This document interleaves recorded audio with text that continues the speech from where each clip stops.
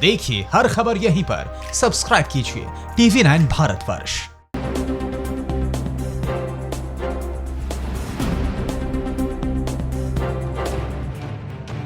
नमस्कार, आपके साथ मैं हूं समीर अब्बास। देश में कोरोना अपडेट बहुत देखा गया, लेकिन अब आपके लिए सीधा हॉटस्पॉट का हाल हम आपके लिए लेकर आए हैं। आपको उन शहरों का हाल बताएंगे जहां से कोरोना को मिटाना बेहद जरूरी है। हॉटस्पॉट नॉन स्टॉप दिखाने से पहले हॉटस्पॉट हेडलाइन पर एक नजर डाल लेते हैं।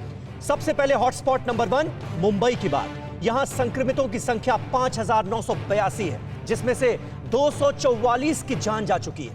Hotspot number 2 Delhi. राजधानी में संक्रमितों की संख्या 3314 तक पहुंच गई है। 54 लोगों की मौत हो गई है। दिल्ली में 877 संक्रमित मरीजों का इलाज भी हुआ है। हॉटस्पॉट नंबर 3 मुंबई के पास पुणे।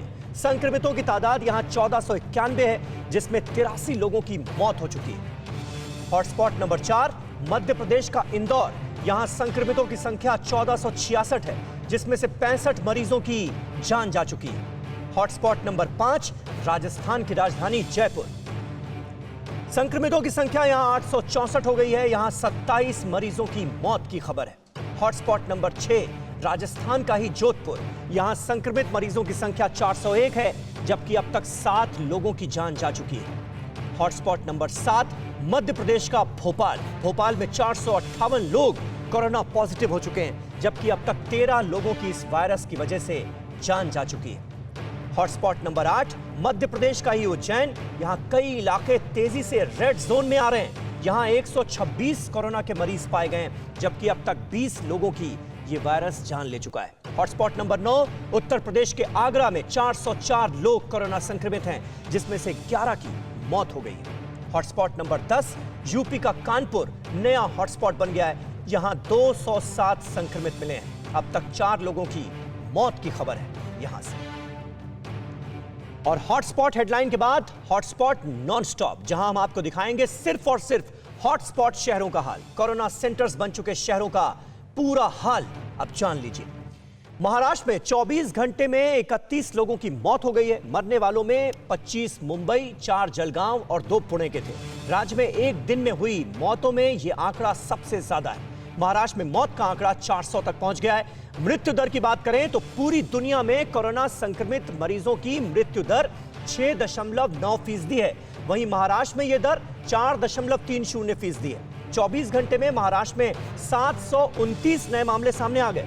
इस तरह महाराष्ट्र में कुल कोरोना संक्रमित मरीजों की संख्या 9300 के पार पहुंच गई है। यहां हर हफ्ते दोगुनी रफ्तार से कोरोना के मरीजों की तादाद बढ़ रही है। देश की राजधानी दिल्ली में कोरोना के मामले लगातार बढ़ रहे हैं। अब दिल्ली में हॉटस्पॉट्स की संख्या 100 तक पहुंच गई है। दिल्ली के शाहीन बाग इलाके में एक और हॉटस्पॉट बना है। शाहीन बाग के डी ब्लॉक को कंटेनमेंट जोन घोषित कर दिया गया है। इसके पहले भी शाहीन बाग में ही एक हॉटस्पॉट बन चुका है। जिन इलाकों को हॉटस्पॉट मानकर सील किया जा रहा है, वहां बाहर से किसी भी शख्स को अंदर जाने नहीं दिया जाता। इसी तरह अंदर रह रहे किसी शख्स को बाहर नहीं आने दिया जाता। और यूपी का वाराणसी शहर नया हॉटस्पॉट सेंटर बन रहा है। यहां पहले से 8 हॉटस्पॉट थे। अब कोरोना के नए केस आने के बाद वाराणसी में 6 और हॉटस्पॉट बन गए। अब वाराणसी में कुल 14 हॉटस्पॉट हो गए। एक दिन पहले ही वाराणसी से कोरोना के 12 नए मामले सामने आए हैं और पिछले 4 दिनों में यह संख्या काफी बढ़ी है। वाराणसी में कोरोना पॉजिटिव मरीजों की संख्या 40 तक पहुंच गई।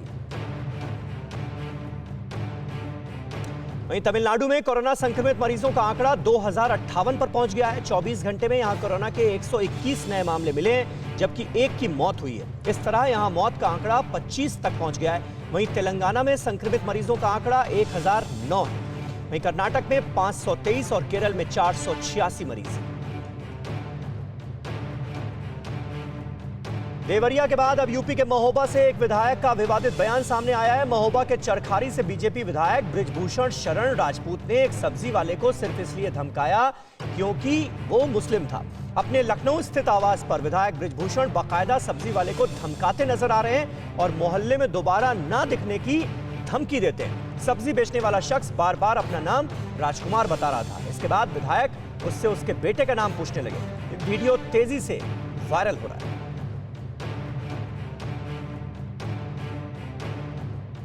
और इंदौर में कोरोना का कहर लगातार जारी है। अब इंदौर के 3 पुलिस वाले कोरोना पॉजिटिव पाए गए हैं। पहले इंदौर के एक थाना प्रभारी की रिपोर्ट पॉजिटिव आई थी। इसके बाद कई पुलिस वालों का कोरोना टेस्ट हुआ, जिसमें 3 और पुलिस वाले कोरोना संक्रमित हो गए। आपको बता दें कि इंदौर में दर्जनों हॉटस्पॉट बनाए जा चुके हैं और 1000 से ज्यादा लोगों को क्वारंटीन किया गया है। प्रयागराज से कुशीनगर जा रही बस दुर्घटनाग्रस्त हो गई है। ये बस छात्र छात्राओं को लेकर जा रही थी। बस में 25 छात्र छात्राएं सवार थे, जिनमें कई घायल हो गए। बस का ड्राइवर और उसमें ड्यूटी पर तैनात सिपाही भी घायल है। 11 छात्र छात्राओं को जिला अस्पताल में भर्ती किया गया है। बताया जा रहा है कि रोडवेज की बस ने ट्रक को पीछे से टक्कर मारी थी और यह हादसा अयोध्या के पास हाईवे पर हुआ। राजस्थान के हॉटस्पॉट सेंटर जयपुर से पुलिस ने 100 लोगों को पकड़ा है। ये सभी लोग मंडी से एक ट्रक में बैठकर उत्तर प्रदेश के लिए रवाना हो रहे थे। यूपी जाने के एवज में हर एक व्यक्ति के हिसाब से ड्राइवर को 2500 रुपए देने की डील हुई थी।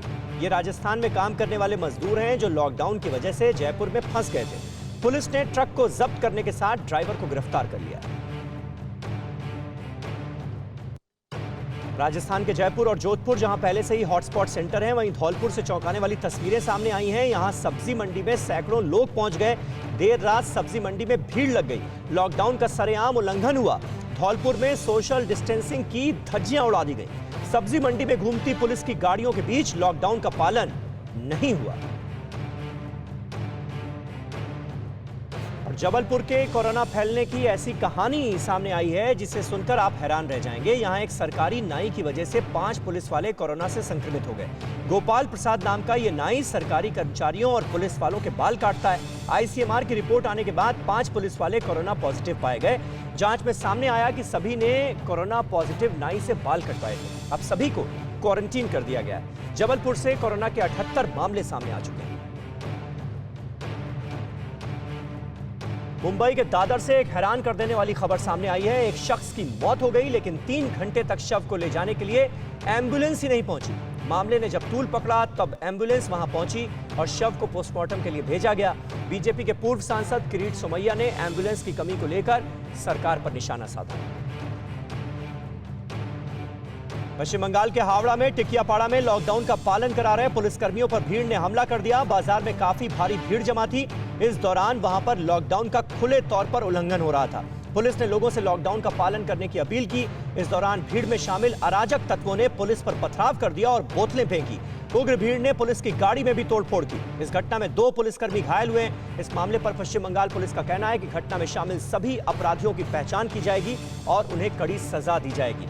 कुछ लोगों को हिरासत में भी लिया गया है। बीजेपी नेता शहनवाज हुसैन ने ममता बनर्जी सरकार पर इस घटना को लेकर निशाना साधा। कोरोना संक्रमण के बढ़ते मामले को देखते हुए आज दोपहर 12 बजे के बाद हरियाणा के फरीदाबाद जिले से लगने वाले तमाम बॉर्डर्स अब पुलिस वालों, डॉक्टर्स और बैंक कर्मियों के लिए भी सील कर दिए जाएंगे। फरीदाबाद जिला उपायुक्त ने यह आदेश जारी किया है। हरियाणा के दूसरे जिलों और राज्यों से लगने वाले बॉर्डर सील करने के आदेश के तहत यह कार्रवाई हो रही है। अब सिर्फ केंद्र सरकार की तरफ से जारी पास से ही हरियाणा बॉर्डर में एंट्री मिल सकेगी। कोरोना से जंग के बीच सांप्रदायिक सौहार्द की एक शानदार तस्वीर सामने आई है। मेरठ के शाहपीर गेट इलाके में एक हिंदू की मौत के बाद मुस्लिम समाज आगे आया और पूरे रीति रिवाज के साथ उसका अंतिम संस्कार किया। शाहपीर इलाके के रहने वाले रमेश माथुर लंबे समय से बीमार थे। लॉकडाउन के बीच उनकी मौत हो गई। रमेश के बेटे बाहर रहते हैं। कोरोना के चलते उनका कोई रिश्तेदार नहीं पहुंच पाया, आगे नहीं आया। लिहाजा मुस्लिम समाज ने यह जिम्मेदारी उठाई और रमजान का महीना होने के बाद भी रमेश को कांधा देने के लिए काफी लोग आगे आए। मुस्लिम समाज ने अर्थी से लेकर अंतिम यात्रा तक की पूरी तैयारी की। खास बात यह रही कि इस दौरान लोगों ने सोशल डिस्टेंसिंग का भी पूरा ख्याल रखा और इस तरह की घटना निश्चित तौर पर पूरे देश के लिए एक मिसाल है। और यूपी के रामपुर में लॉकडाउन का पालन करवा रही पुलिस प्रशासन पर लोगों ने पथराव कर दिया। घटना टांडा थाना इलाके के दड़ियाल की है। दरअसल लॉकडाउन में मोटरसाइकिल से जा रहे 2 लोगों को पुलिस ने जब रोका तो पीछे से आए लोगों ने हाथापाई और हंगामा कर दिया, फिर पत्थरबाजी करने लगे। इस दौरान महिलाएं भी सड़क पर आ गईं। रात भर पुलिस प्रशासन मौके पर डटा रहा। हरिद्वार के भगवानपुर में मेडिकल टीम के साथ बदसलूकी का मामला सामने आया है। बताया जा रहा है कि इलाके में कुछ दिनों से मेडिकल टीम कोरोना को लेकर सर्वे कर रही है। इसी दौरान जब मेडिकल टीम एक ग्रामीण इलाके में पहुंची तब कुछ लोगों ने उनके साथ नोकझोंक की। यही नहीं, आरोपियों ने सर्वे वाले दस्तावेज भी फाड़ दिए। फिलहाल पुलिस ने मामला दर्ज कर जांच शुरू कर दी।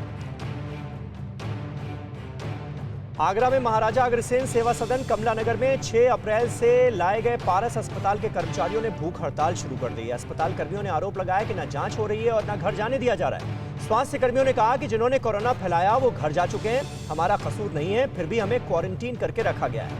अपराधियों की तरह सजा दी जा रही है। कोरोना संकट की इस घड़ी में महाराष्ट्र के पुणे में मुसलमानों ने गंगा जमनी तहजीब की मिसाल पेश की। यहां के मुस्लिम समाज ने आजम कैंपस मस्जिद को कोरोना मरीजों के लिए क्वारंटीन सेंटर बनाने का प्रस्ताव प्रशासन को दिया है। मस्जिद में क्वारंटीन सेंटर बनने पर यहां खाने से लेकर किताबें पढ़ने तक की व्यवस्था की जाएगी। मुसलमानों की इस पहल की हर तरफ चर्चा है और हर कोई इस कदम की सराहना कर रहा है। कोरोना वायरस के खिलाफ जारी जंग के बीच केदारनाथ मंदिर के कपाट बुधवार को खोल दिए गए। पूरे विधि विधान और परंपराओं के साथ आज 6:10 पर बाबा केदार के कपाट सादगी से खुले। केदारनाथ धाम के मुख्य पुजारी शिवशंकर लिंग की मौजूदगी में मंदिर के द्वार खोले गए। कोरोना वायरस से निपटने के लिए लागू लॉकडाउन के कारण श्रद्धालुओं को धाम में जाने की इजाजत फिलहाल नहीं। बॉलीवुड के मशहूर एक्टर इरफान खान की तबीयत बिगड़ने के बाद उन्हें मुंबई के कोकिलाबेन अस्पताल में भर्ती किया गया है। इरफान खान को आईसीयू में रखा गया है। इरफान खान की हालत गंभीर बताई जा रही है। इरफान खान को कोलन इन्फेक्शन होने की खबर है। कुछ दिन पहले ही इरफान खान की मां सईदा बेगम का भी निधन हो गया था, लेकिन लॉकडाउन की वजह से इरफान मां के अंतिम दर्शन भी नहीं कर पाए।